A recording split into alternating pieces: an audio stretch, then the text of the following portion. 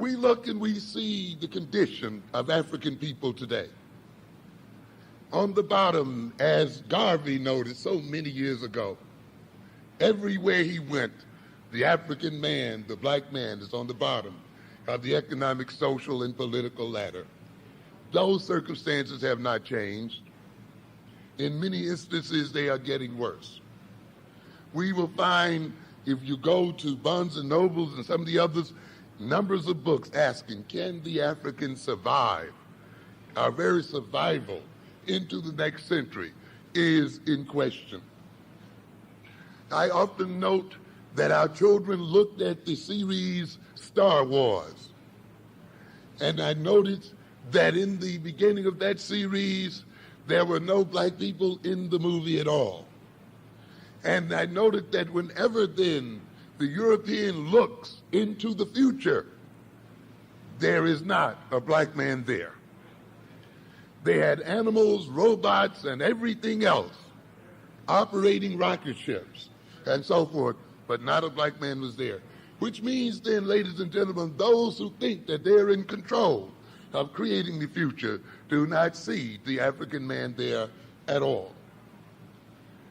This means then ultimately, if we look at the task that our children must perform, that the basic task of the European child is conservative.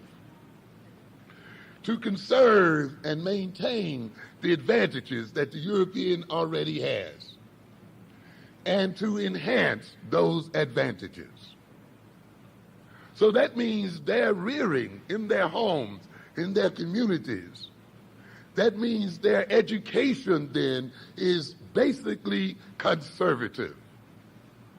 Because since they already have the advantage, they seek then to maintain that advantage. When we then look at the African child, we see a very different future. And I've often said then that future is revolutionary. Given the condition that our people are in today, our education cannot be then conservative. If we are to save our people from starvation, if we are to remove our people from the bottom of economic, political, and social ladders, then we must overturn the current orders of the world.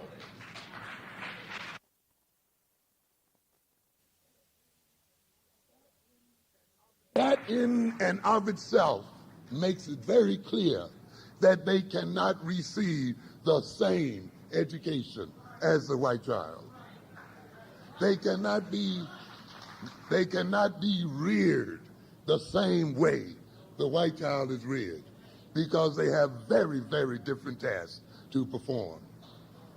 It is when we recognize then the future tasks that our children must perform, and when we reflect on that task, we then use those future tasks and knowledge of those future tasks to reorganize our present circumstances, to reorganize the schools, to reorganize our relations one to the other, to reorganize our perception of ourselves, and yea, even to reorganize our history, because history is alive and history is present.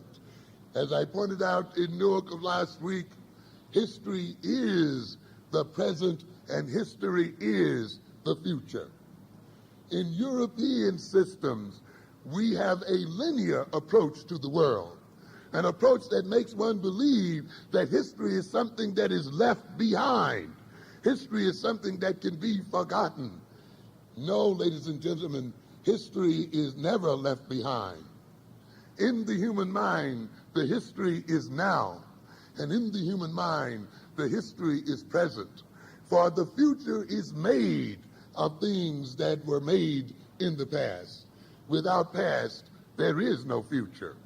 In order for us to be in the condition we're in, we must literally be turned backwards as a people.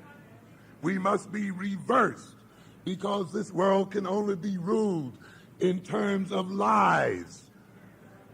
When you have a minority of people, a 10% of the world's population, a 10% of the world's population whose lands are not inherently wealthy, whose lands have no natural resources, ruling over the other 90%, then that other 90% must be kept out of its mind.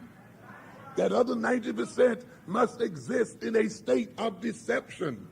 That other 90% must live then in a reversed situation and in a backward situation. Therefore, that other 90% must accept the lie as truth and the truth as lies.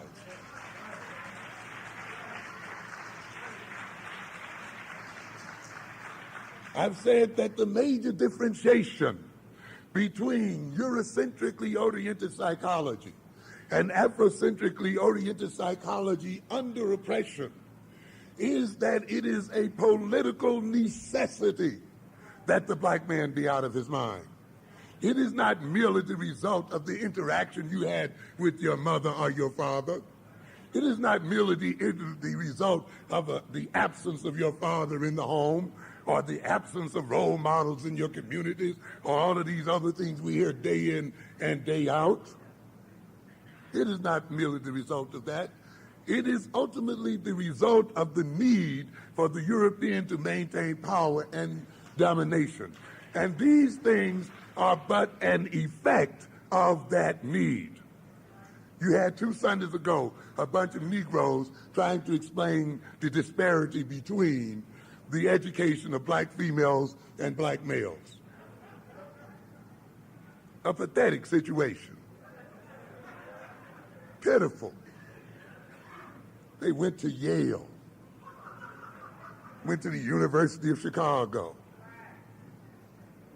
The experts that they had what? Set up. And of course, those experts gave them the answers that they wanted to hear. And then they are presented to African people as experts. But if they'd gone to the people themselves, I'm sure they would have got a different set of names and a different set of people. But those people did not appear in that paper. So we get people putting effects as causes. You say, oh, it's the absence of the black male model in the neighborhood.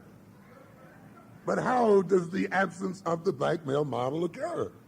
Why is it necessary for that absence to be there? That is never dealt with and discussed. It never gets around. So you have a bunch of experts discussing secondary situations and minor situations and making them appear to be major. That is why they're teaching at the University of Chicago and Yale.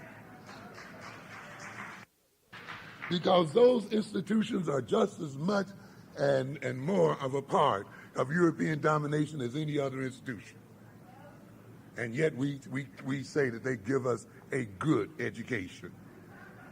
And we talk and we feel so good when we send our children there without any African consciousness. They are being sent there to be destroyed.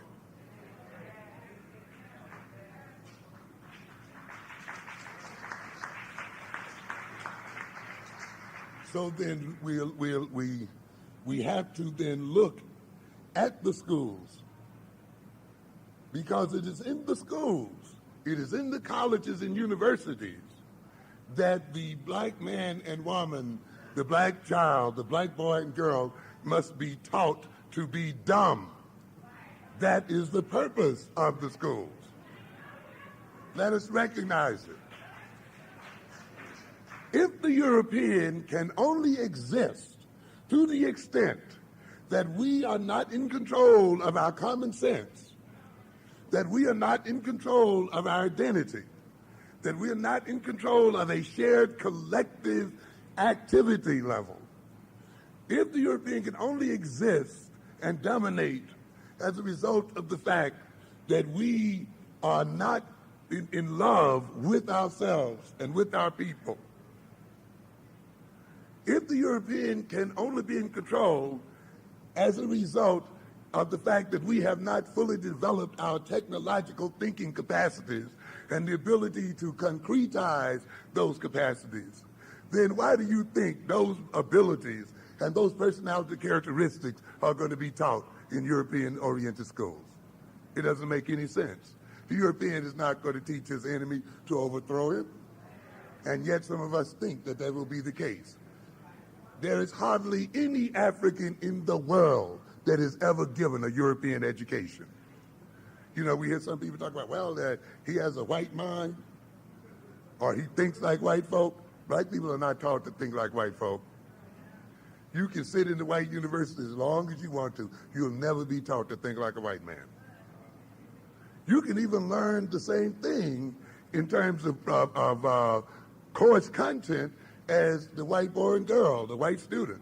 You can learn it even better. You can come out summa cum laude, and you still have not received a white education. No, sir, you get a Negro education no matter where you go in the system. I wouldn't complain. I often tell people, you know who thinks more like a white man, if you want to use those terms, I'm putting those in parentheses, a Farrakhan. Yeah. Yes. How do we say that? Because you see, if you're taught to think like a white man, like white people, you want your own nation. That's what white folk want.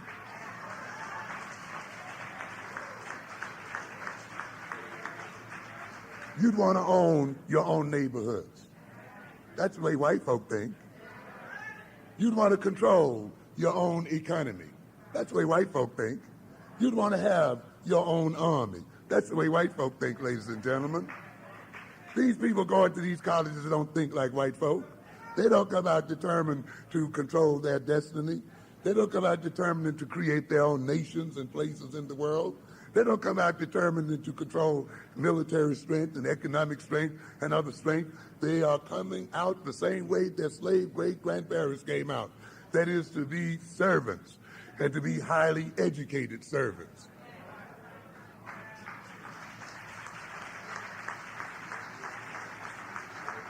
That is why a Farrakhan frightens them, because they see themselves in a Farrakhan who says, I don't want to sleep with your women. I don't want to marry your women. I don't want to live among you. I don't want to have anything to do with you. You're dirty, rotten, and regressed as a people. You represent a destructive force in the world, and we are going to remove you from power. And we are here to see that your influence on the world ceases and is put to an end. We are here to take rightful control of the wealth that is under the lands of our people and take rightful control of our minds. We are here to put you in your 10% place in the world itself.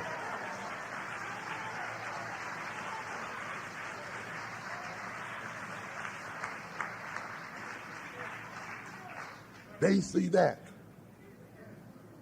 Where are you getting that kind of education? In the Yales and Harvards? And yet, ladies and gentlemen, that's the only kind of education that's worth anything. I've often said there that the function of education is not to get jobs and all this other baloney you hear every day. Secondary. The ultimate function of education is to secure the survival of a people.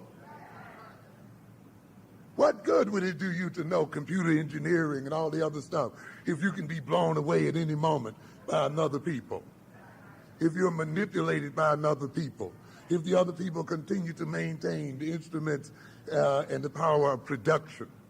What does it mean to have knowledge when AIDS can be let loose on the African community and destroy our communities?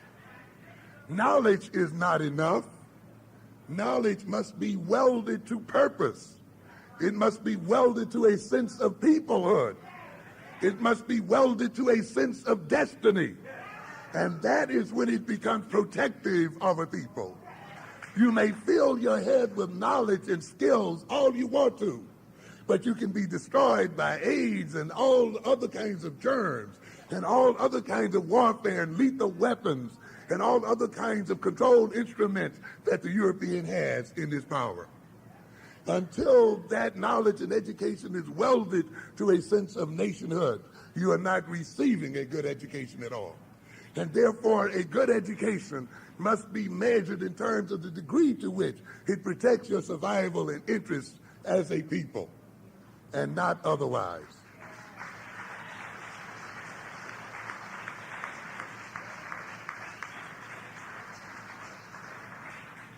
So then we see an attempt then in the European school to distort and to retard the potentialities of the African mind. And the education is designed to do that. And you say to yourself, well, okay, but I know some people who think technologically and this and that, and they got through, you know. Of course, we can say a lot about that. But let us just note this. Sure, you know some people who are very important at NASA, who have made great instruments, perhaps that have flown out on the space shuttle and all of this kind of stuff. Great. But look at the nature of that knowledge and look to where that knowledge is applied and to whose benefit it is applied before you get too happy about it. The chief thing that happens when the African person educated in Eurocentric schools does manage to maintain a mathematical mind, a highly logical, brilliant mind, is often that mind is alienated in the sense that it is permitted to maintain its logical and other functions only at the price of separating that individual emotionally, socially, and culturally from his or her people. So that the knowledge and skills cannot be used in the interest of the people, but in the interest of the enemy. As we often say, when one is alienated so that one's capacities and ability can only be used for whose benefit? The benefit of aliens. That's the source, of strangers, of people other than ourselves. That is the reason why I've said often that the more degrees we get in business administration, the fewer businesses we have to administer. That is the reason I've said often that there is almost a monotonal relationship between the number of blacks and African Americans receiving degrees in economics and the number of Korean businesses on 125th Street. It's no strange coincidence then that as we get more and more MBAs out here, we get more and more Korean businesses on 125th Street. Isn't that a strange situation? Paradoxical, but it's really not that paradoxical. We've noted here now that on 125th Street, there are approaching 70 Korean businesses on that street. You try to name me 20 black ones on that street. And yet there are 95% of the people on that street that shop on that street are black people, African Americans. Where are the MBAs? Where are the PhDs in economics who went to the Wharton School of Finance? Where are those people with their knowledge? Because the knowledge is alienated, it cannot work for African people. It can only work for the other people. So don't be so proud of yourself because you might have gotten through MIT and you may be a mathematical genius. See where and how you can apply that genius in the interest of the survival of African people. If you cannot do so, then you have been alienated and you have become a part of your own oppression.